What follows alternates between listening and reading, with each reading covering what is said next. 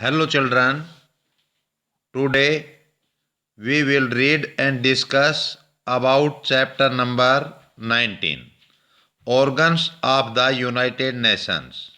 बेटा आज हम संयुक्त राष्ट्र के जो ऑर्गन हैं, अंग हैं, उनके बारे में पढ़ेंगे और डिस्कस करेंगे। The United Nations system is based on 5 principal organs, formerly 6 the trusteeship council.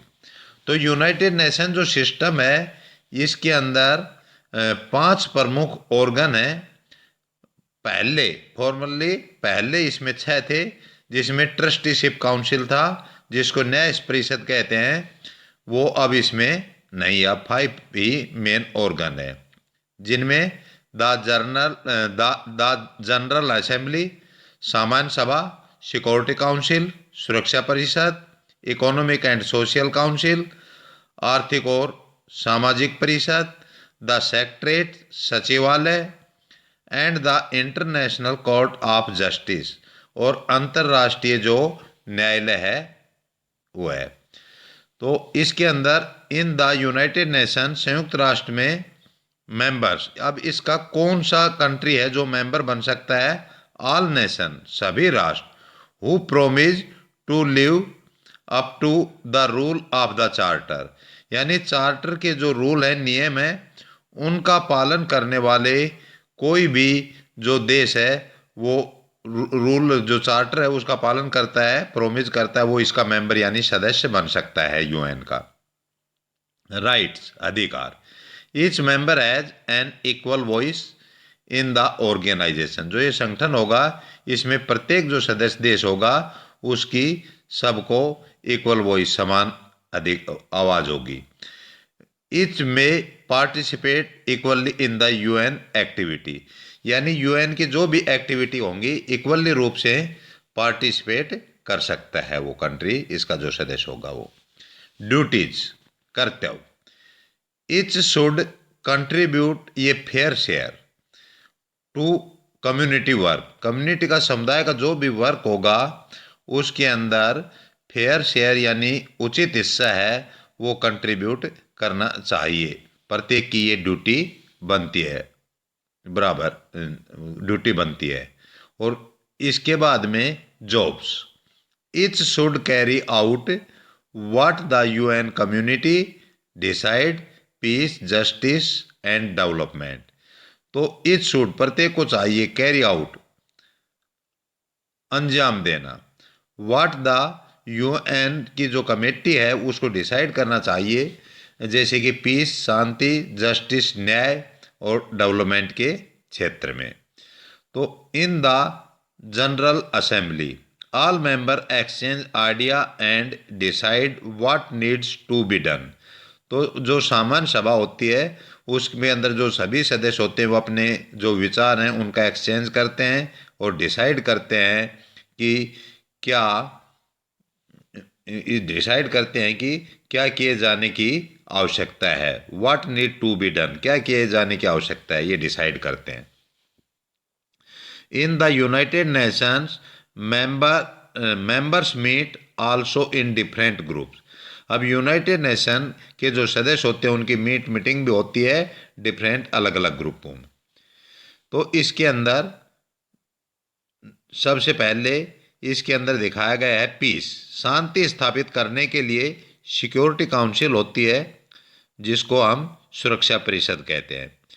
Next है मेंबर्स टॉक अबाउट, इसके जो सदस्य होते हैं वो बात करते, ऑर्गेनाइजेशन होता है एजेंडा, जो कि सेक्रेटरीट यानी सचिवालय होता है, उसमें एक संगठन होता है जो एजेंडा मानी कार्य सूची है उसके बारे में उसमें बातें होती, कार्य सूची तैयार होती है जहाँ पर। नेक्स्ट है जस्टिस, न्याय, international court of justice, justice में अंतर्राष्ट्रीय न्यायालय आता है।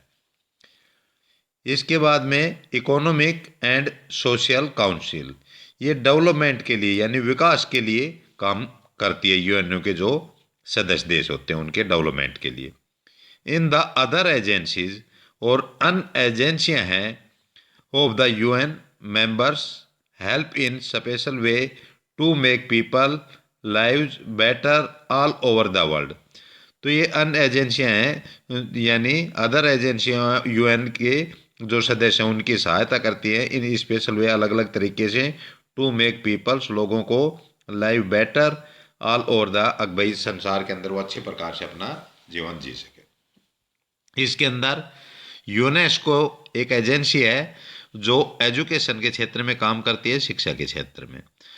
दूसरी इसमें ये दिखा रही कि agency FAO, food and agriculture organization, ये फूड के क्षेत्र में कार्य करती है।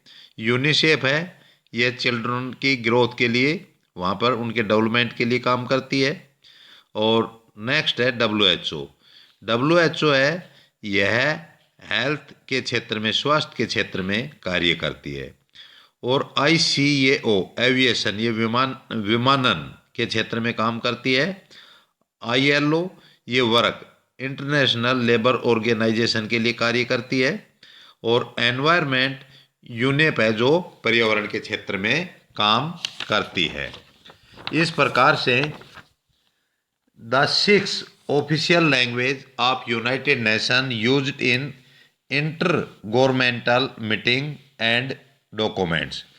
तो यानी जो अंतर सरकारी जो गवर्नमेंट की मीटिंग होती है या कोई डॉक्यूमेंट्स होते हैं उनके अंदर 6 जो भाषाएं हैं उन वो ऑफिशियल लैंग्वेज हैं, यूएन की 6 भाषाएं हैं जिनका यूज किया जाता है, जिनमें है Arabic, Chinese, English, French, Russian and Spanish.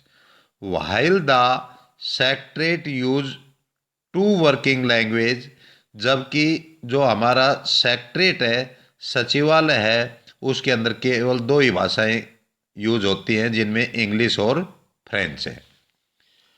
Organs of the United nation.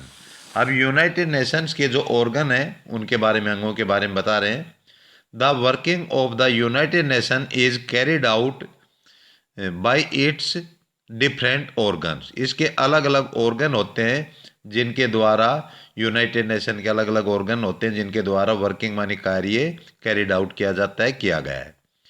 The main organs of the United Nation are discuss below. अब ये जो मुख्य अंग हैं उनके बारे में यहाँ पर हम डिस्कस कर रहे हैं नीचे।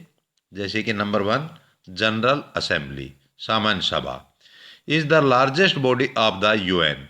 ये यूनाइटेड नेशन की सबसे बड़ा अंग है, लार्जेस्ट बॉडी है। The member countries forum the general assembly, इसके जो सदस्य देश होते हैं वो मिलकर के सामान्य सभा बनाते हैं। इट मीट्स, इसकी meeting once in a year, साल में एक बार होती है। एंड डिस्कस वेरियस इशूज, और जिसमें विभिन्न प्रकार के इशू मामले होते हैं जिनमें डिस्कस होता है। The members give suggestion for solving the problem, और इसके जो सदस्य देश होते हैं वो कोई भी प्रॉब्लम होती है उसको सोल्व करने में सजेशन देते हैं, सलाह देते हैं। It is like an international parliament, यह एक अंतर्राष्ट्रीय पार्लियामेंट है, यानी संसद कहते हैं, उसकी तरह है। Over a 2 week period at the start of its session. Over a 2 period, दो वीक के लिए, इसका जो पीरियड है 2 सप्ताह के लिए, यानी इसका सेशन है वो चलता है, स्टार्ट होता है। All members have opportunity to address the assembly, और प्रत्येक जो सदस्य देश होता है उसको इसके सेशन के अंदर अपॉर्चुनिटी मिलती है, मौका मिलता है एड्रेस करने का, संबोधित करने का, यानी अपनी बात कह सकता है, भाषण दे सकता है। Each member country has 1 vote, और प्रत्येक जो सदस्य देश होता है उसका 1 वोट होता है, यानी जितने इसके सदस्य होंगे सबका 1-1 वोट होगा, देशों का, एक देश का 1 vote. The routine matters are divided by the members with a 2/3 majority. और द रूटीन मैटर्स हैं, जो रूटीन के जो मामले हैं, आर डिवाइडेड, बांटे गए हैं, bye the members with a simple majority vote, यानी साधारण तौर पर मेजोरिटी में वोट देखे जाते हैं, सिंपल मेजोरिटी के द्वारा डिवाइड किया जाता है, रूटीन जो भी मामले हैं उनको निपटाया जाता है। यानी कहने के कि मेजोरिटी में जो आधे से ज़्यादा यानी 50% से ज़्यादा लोग उसको वोट देते हैं, समर्थन करते हैं, तो उन मामलों को रूटीन में डिवाइड कर लिया जाता है, निपटाया जाता है। और द इम्पोर्टेंट डिसीजन रिक्वायर ये 2/3, यानी कहने का मतलब यह है कि रूटीन मैटर हैं वो डिवाइड होते हैं बाय द मेंबर्स, सदस्यों के द्वारा विद ये सिंपल मेजोरिटी वोट। सिंपल एक मेजोरिटी वोट के आधार पर, जैसे लोग कहते हैं, उस आधार पर मामले डिवाइड होते हैं। और जो इम्पोर्टेंट डिसीजन होते हैं, महत्वपूर्ण डिसीजन, उनके लिए रिक्वायर होती है 2/3 मेजोरिटी की, यानी उसमें 2/3 बहुमत की जरूरत होती है नॉर्मली, आमतौर पर। The general assembly meets once every year in the third week of the September to discuss important international problem and issues। तो जो जनरल असेंबली सामान्य सभा है उसकी मीटिंग होती है वंस एवरी ईयर, यानी साल में एक बार, इन द थर्ड वीक, तीसरे सप्ताह में सितंबर महीने के, और जिसमें डिस्कस होता है इम्पोर्टेंट जो अंतर्राष्ट्रीय जो प्रॉब्लम होती हैं और मामले होते हैं उनके ऊपर। द असेंबली सिक्स, और असेंबली जो होती है सिक्स मानी चाहती है टू रिजोल्व करना म्यूचुअल कॉन्फ्लिक्ट, जो आपसी झगड़े होते हैं ऑफ नेशंस, राष्ट्रों के, बाय पीसफुल मीन्स, यानी उनको शांतिपूर्वक उनका निपटारा करती है।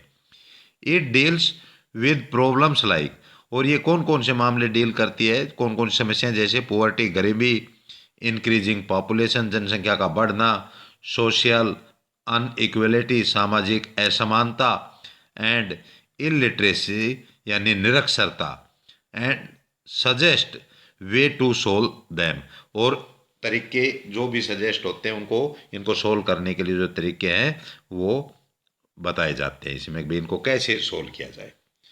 सिक्योरिटी काउंसिल, सुरक्षा परिषद। The security council is the most important organ. जो सुरक्षा परिषद होती है यह भी एक महत्वपूर्ण अंग होता है, जैसे जनरल असेंबली होती है सबसे बड़ा ऑर्गन होता है, और सुरक्षा परिषद होती है भी एक इम्पोर्टेंट ऑर्गन होता है, अंग होता है यूएन का।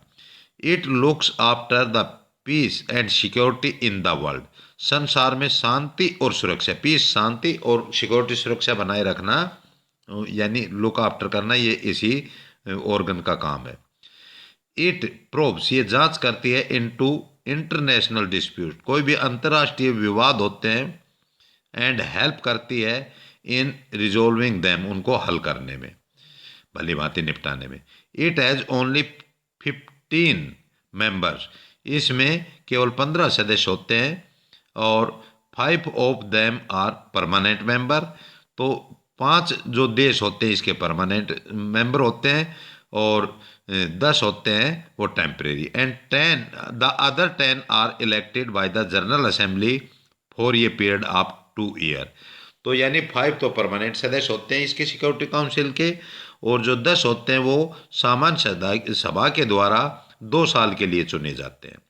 द परमानेंट मेंबर आर, इसके जो परमानेंट मेंबर हैं सिक्योरिटी काउंसिल के, ये कौन कौन से कंट्री हैं, जैसे USA, United state of America, Russia, United kingdom, great Britain जिसको कहते हैं, और फ्रांस एंड चाइना, ये परमानेंट मेंबर हैं। यूएसए, रशिया, यूनाइटेड किंगडम जिसको शॉर्ट फॉर्म में यूके भी कहते हैं, फ्रांस एंड चाइना।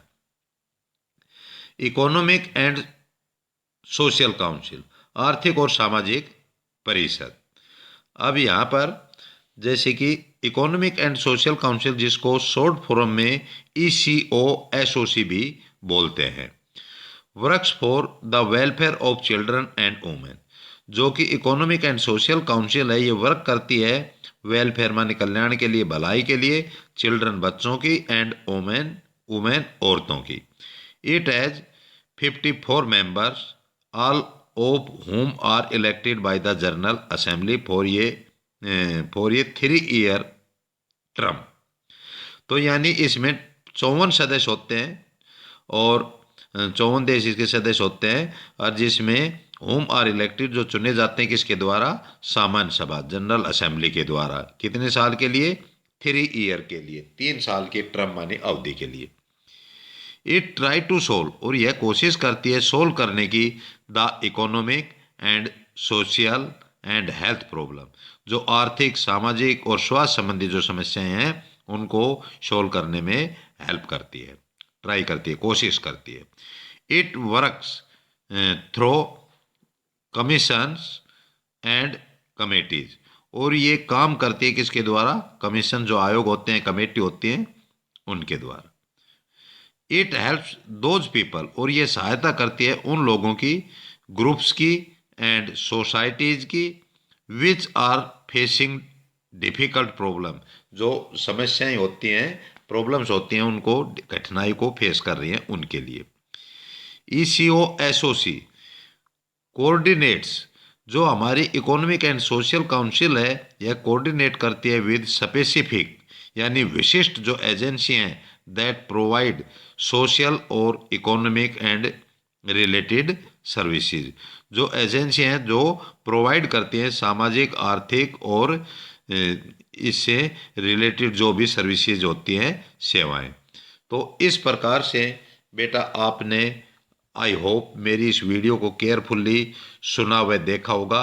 अब मैं आपके पास यही वर्क PDF के मार्फत से सेंड कर रहा हूँ, जिसे आप अपनी बुक में 1 और 2 टाइम केयरफुल्ली रीड करेंगे और इसके जो टिपिकल वर्ड मीनिंग हैं उन्हें लर्न करेंगे। थैंक्स।